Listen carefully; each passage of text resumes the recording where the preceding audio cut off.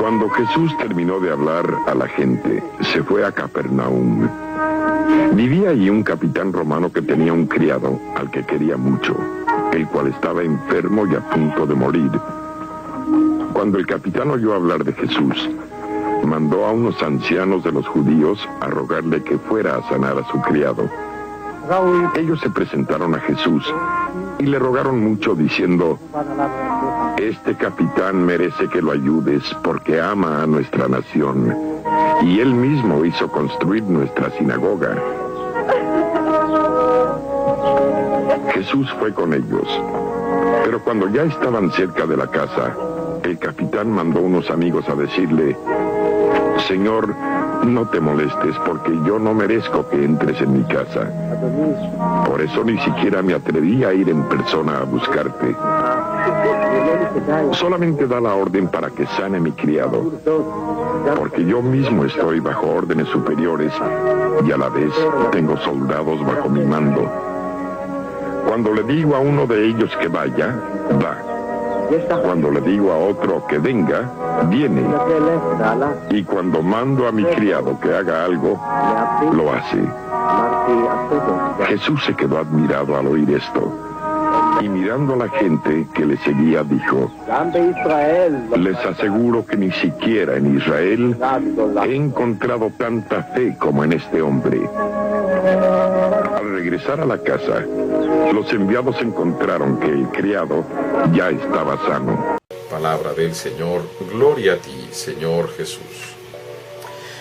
Había un oficial romano, probablemente un centurión, que tiene enfermo y a punto de morir a un criado muy querido. Ya de la entrada es muy interesante porque el centurión romano era un pagano por fuerza de necesidad. ¿Por qué?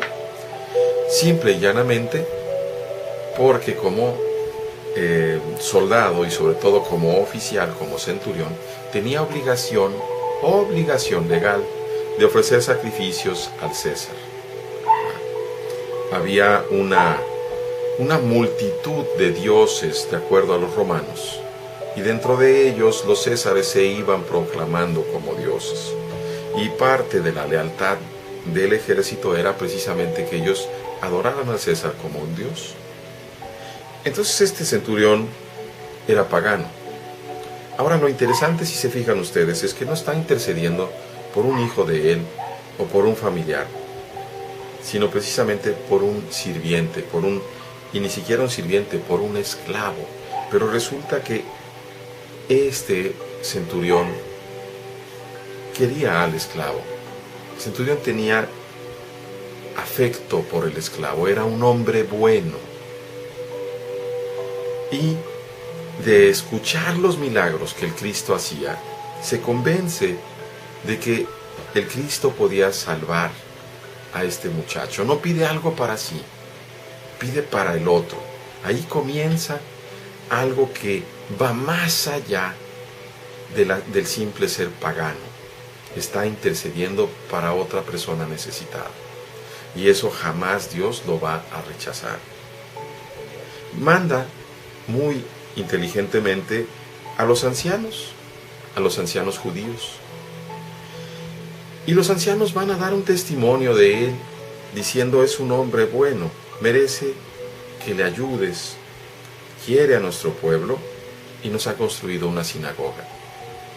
Haber construido una sinagoga, un lugar de encuentro del pueblo judío con su Dios, es una muestra de amor y de respeto para la población. Generalmente en los ejércitos de oposición, los ejércitos de opresión, como eran los ejércitos romanos en el caso de la Palestina, ellos estaban oprimiendo al pueblo, lo tenían sojuzgado. Había precisamente un destacamento mediano ahí en Jerusalén y también, como sabemos, aquí en Capernaum, para poder sofocar cualquier rebelión. Y lo natural era que los jefes militares rechazaran y más aún pudieran tener sentimientos de desprecio para el pueblo judío. Y sin embargo aquí vemos a uno que no solamente les tiene consideración, sino que los trata con afecto. Jesús se pone en marcha por la intercesión de los ancianos. Es una marcha que muestra la buena disposición que tiene Dios siempre para con aquel que pide. Y antes de que llegue a su casa, el oficial romano vuelve a mandar a otros para decirle: no te molestes, yo no soy digno de que entres en mi casa. Conoce precisamente la ley de los judíos. Sabe que un rabí no puede entrar a la casa de un pagano sin contaminarse, y le quiere evitar esa molestia, quiere evitar que los fariseos vayan a murmurar de él. Seguramente este oficial romano se sorprende de la buena disposición del maestro y le dice algo tan hermoso y tan cierto: con que digas una sola palabra. Y eso muestra perfectamente la fe que tiene este oficial romano para con el Cristo. Tan solo con que lo digas de palabra, una palabra, mi criado va a quedar sano. Porque yo, aunque apenas soy un subalterno, también tengo personas, soldados a mi cargo, y si yo lo mando, ellos lo cumplen.